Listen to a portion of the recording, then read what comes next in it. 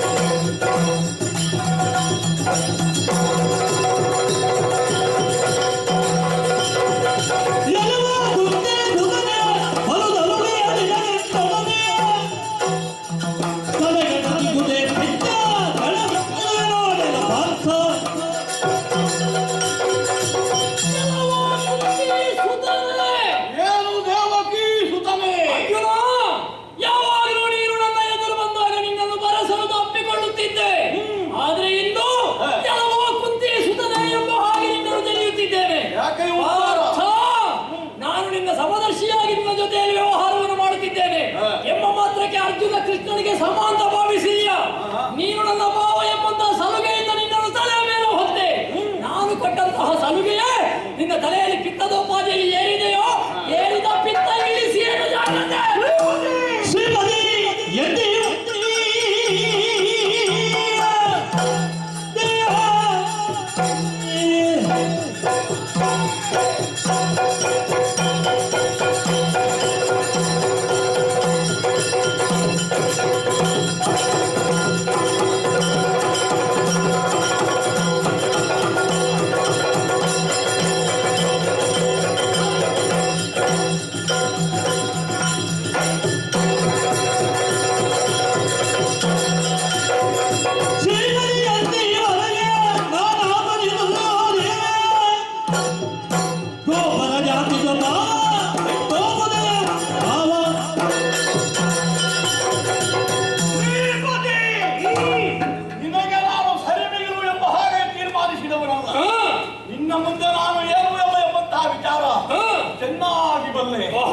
ನೀನು ಚಿನ್ಮಯ, ನಾನು ಮೃಣ್ಮಯ, ನೀನು ಅಚ್ಯುತ, ನಾನು ಚ್ಯುತಿ ಉಳ್ಳವನಿದ್ದೇನೆ ಪ್ರಭು.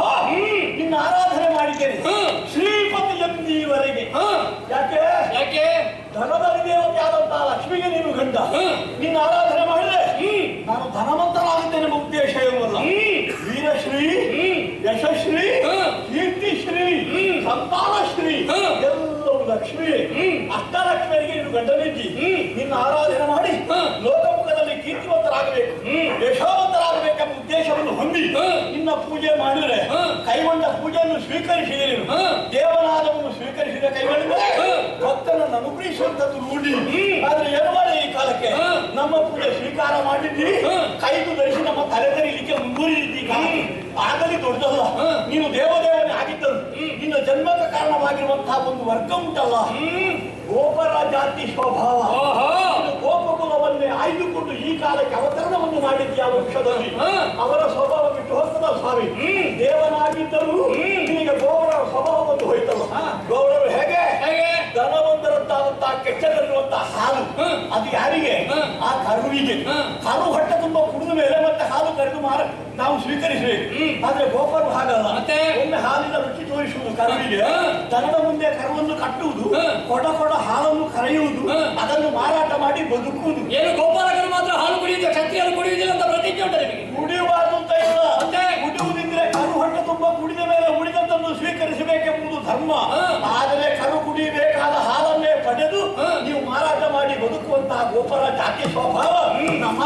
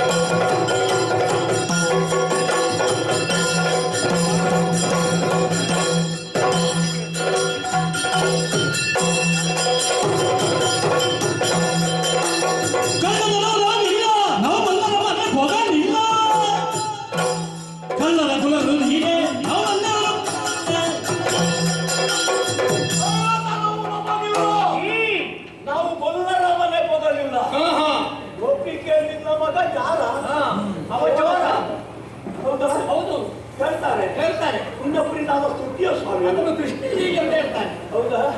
ನಿನಗೆ ಅದು ಸ್ತುತಿ. ಹಾ ನಾವು ನಿಂದೆ ಅಂತ ಹೇಳು. ಹಾ ನೀನು ನಿಂದೆ ಆಚೆ ಕೊಂಡಾಡು.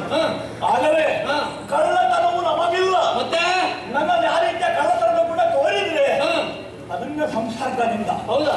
ಸಂಸರ್ಗದ ದೋಷಗಳು ಬಹಳ ಕಾಲದಿಂದ ಜೊತೆಗೆ ಇದ್ದವನ ಕೋಟಿ ಕೋಟಿ ಹಗರಣ ಮಾಡಿದವರ ಜೊತೆಗಿದ್ರೆ ಇನ್ನೊಂದು 2-3 ಕೋಟಿ ಖರ್ಚು ಮಾಡ್ತಾರೆ ಹಗರಣ. ಹಾಗಾಗಿ ನಿನ್ನ ಜೊತೆಗೆ ಕಾಲ ಕಳೆದೆ. ನೀನು ರುಕ್ಮಿಣಿ ಅಪಹಾರ ಮಾಡಿದೆ, ಇನ್ನು ಕೆಲವರೆಲ್ಲ ಅಪಹರಿಸಿದೆ. ನಮಗೊಂದು ರೀತಿಯ ಮಾರ್ಗದರ್ಶನ ಆಯ್ತಾ. ಹಾಗಾಗಿ ಮತ್ತೆ ಸುಭದ್ರೆಯ ಅಪಹಾರದಲ್ಲಿ ನಿನ್ನ ನಿರ್ದೇಶನ ಮಿತಿ ಎಂಬುದನ್ನು ಮರಿಬೇಡ. ನಿನಗೆ ಸುಭದ್ರೆಯಲ್ಲಿ ಪ್ರೀತಿ ಇತ್ತು, ಅದನ್ನು ಮರಿಬೇಡ. ಹೌದು. ನಿನಗೆ ಬೇಕಾಗಿ ನನ್ನ ಅಣ್ಣನ ವಿರುದ್ಧವಾಗಿ ನಿಂತವನ ಪ್ರೀತಿ ತೋರಿದ ಕಾರಣದಲ್ಲಿ ಕಾಲದಲ್ಲಿ ನೀನು ನಿರ್ದೇಶನ ಕೊಟ್ಟಿಯಲ್ಲ ಅಪಹಾರ ಮಾಡುವಂತ. ನಿನಗೆ ಬೇಕಾಗಿ ಅಣ್ಣನ ವಿರುದ್ಧವನ್ನು ವ್ಯಕ್ತಪಡಿಸಿದ ನನ್ನ ಯೋಗ್ಯತೆಯನ್ನು ಅರ್ಥ ಮಾಡಿಕೊಳ್ಳದ ಯಾವನೋ ಒಬ್ಬನಿಗೆ ರಕ್ಷಣೆಯನ್ನು ಕೊಟ್ಟಿದೆಯಲ್ಲ. ಯಾವನೋ ಅರ್ಥನಾಗಿ ಬಂದವರು ನನ್ನವನ ಬಂದ ಬಂಧು ಎಂಬ ತೀರ್ಮಾನ. ನಾನು ನಿನಗೆ ಬಂಧು ಅನ್ನುವಂತಹ ಈ ವಿಷಯ ಗೊತ್ತಾಗಲಿಲ್ಲ. ನಿನಗೆ ನೀನು ಬಂಧುವೇ ಆಗಿದ್ದು ನಿನ್ನ ಪದದಾಣೆಯಾಗಿದ್ದು ಹೇಳಿ ನಾನು ಗೋಪಾಲಕೃಷ್ಣ ಸ್ವಾಮಿಯ ಪಾದದಾಣೆಯಾಗಿ ರಕ್ಷಣೆ ಮಾಡ್ತೇನೆ ಅಂತ ಹೇಳಿದ್ದೇನೆ ನಾನು. ನಿನ್ನನ್ನು ಚಿತ್ತಕ್ಕೆ ವೇದ್ಯವಾಗುವುದಿಲ್ವೇ? ಕ್ಷತ್ರಿಯನಾದವನು ಆರ್ತನಾಗಿ ಯಾರೇ ಬರಲಿ, ತಾನು ಎಷ್ಟೇ ಕಷ್ಟದಲ್ಲಿದ್ರು ಕಷ್ಟ ನೋಡಿಕೊಳ್ಳಕ ಬಂದಂತಹ ಸಂದರ್ಭದಲ್ಲಿ ತನ್ನ ಕಷ್ಟವನ್ನು ಬದಿಗಿರಿಸಿ ಅವನನ್ನು ರಕ್ಷಣೆ ಮಾಡಬೇಕಾದ ಧರ್ಮ. ಮೊದಲು ಮಾರ್ತ ಶಬ್ದವು ಭವೇದಿ. ಅರ್ಜುನ ಬಿಲ್ಲು ಧರಿಸುವ ಕಾಲಕ್ಕೆ ಮಾಡಿದ ಬಂದವನ ಮಾತಿನಲ್ಲಿ ಅವನ ಯೋಗ್ಯತೆ ಏನು ಅಂತ ಗೊತ್ತಾಗುತ್ತದೆ. ಬಂದವ ಮೊದಲಾಗಿ ಪ್ರಾಣ ರಕ್ಷಣೆ ಕೊಡು ಎಂಬ ಹಾಗೆ ಹೇಳಿದಾಗ ಅವನಲ್ಲಿ ಕುಟಿಲತನ ಉಂಟು ಅನ್ನೋದನ್ನು ನೀನು ಯಾಕೆ ಆಲೋಚನೆ ಮಾಡಲಿಲ್ಲ? ಯಾಕೆ ಬಂದವನಿಗೆ ಮೊದಲು ಕೃಷ್ಣನನ್ನ ವೈರಿಯಿಂದ ಅವ ಹೇಳಿಲ್ಲ? ನಿನ್ನನ್ನು ವಂಚಿಸುವುದಕ್ಕೆ ಬೇಕಾಗಿ ನನಗೆ ಪ್ರಾಣ ರಕ್ಷಣೆ ಮಾಡು ಎಂಬ ಹಾಗೆ ವಾಗ್ದಾನ ಕೇಳಿ. ಪ್ರಾಣ ಭೀತಿಯನ್ನು ಹೊಂದಿದವನು ಯಾವ ಕಾರಣ ಏನು ಎಂಬುದನ್ನು ಹೇಳಕ್ಕಿಂತ ಮೊದಲಾಗಿಯೇ ಪ್ರಾಣ ಭೀತಿಯಿಂದ ಪ್ರಾಣ ರಕ್ಷಣೆ ಮಾಡುವುದಕ್ಕೆ ಹೇಳುದು. ಆಮೇಲೆ ಕಾರಣ ಹೇಳುವಂಥದ್ದು. ಆಮೇಲೆ ಗೊತ್ತಾಯ್ತಲ್ಲ ನನ್ನ ವೈರಿಯಿಂದ ನನ್ನ ಬಳಿಗೆ ಬರಬೇಕಿದ್ದಲ್ಲ. ಇದಕ್ಕಿಂತ ಮೊದಲು ನಿನಗೆ ಬಂದ ಜಿಜ್ಞಾಸೆಯ ಸಮಸ್ಯೆಯನ್ನು ಹೇಳಿಕೊಳ್ಳುವುದಕ್ಕೆ ನನ್ನ ಬಳಿಗೆ ಹಣ್ಣು ಕಾಯಿ ನಿನ್ನ ಪಾದದಲ್ಲಿ ಇಟ್ಟಿದ್ದೇನೆ, ಹಣ್ಣು ಕಾಯಿ ಮಾಡ್ತೀಯೋ ಏನು ಅಂತ ನನ್ನಲ್ಲಿ ಹೇಳ್ಬೋದಿತ್ತಲ್ಲ. ದೇವದೇವನಾದಂತಹ ನಿನ್ನ ಚಿತ್ತಕ್ಕೆ ನನ್ನ ಚಿತ್ತ ವೇದ್ಯವಾಗುವುದಿಲ್ಲವೇ? ನಾವು ಐವರು ಒಂದಾಗಿ ವಿರೋಧಿಸೋಣ ಅಂತ ಹೇಳುವ ಅಣ್ಣ ಧರ್ಮದ ಧರ್ಮದ ಸೂಕ್ಷ್ಮವನ್ನು ಬಲ್ಲವ. ಅದನ್ನೇ ಹೇಳಿ ನನ್ನ ಸಲಿಗೆ ನಿಮಗೆ ಐವರಿಗೂ ಪಿತ್ತದೋಪಾದಿಯಲ್ಲಿ ಏನಿದೆ ಅಂತ ಹೇಳಿದ್ದನ್ನೇ ನಾನು ಪಿತ್ತ ಇಳಿಸ್ತೀಯ? ಇಳಿಸ್ತೇನೆ. ನಾನು ಇಳಿಸ್ಲಿಕ್ಕೆ ಸಿದ್ಧರಿದ್ದೇನೆ. ನೋಡುವ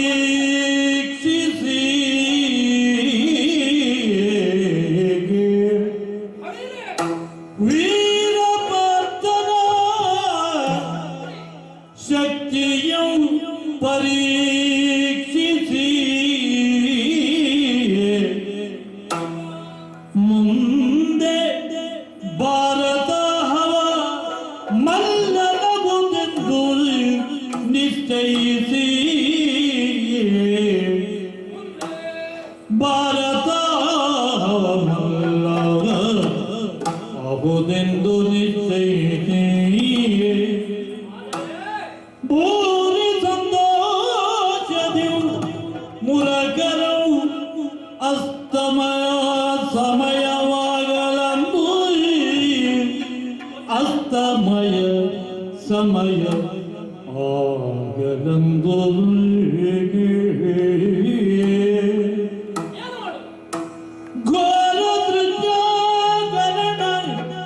ಕೌಶಲದ ಶಕ್ತಿಯು ಘೋರ ದೃಶ್ಯಕರಣ ಕೌಶಲದ ಶಕ್ತಿಯು ಸಾರತರದು ಅಚ್ಯುತವು ಯಾರರಿಯ ದಂದದನಿಗೆ ಅಚ್ಯುತವು ಯಾರರಿಯ ದಂದನ್ಯೋ ಕುಬೇರಾತ್ಮಜನ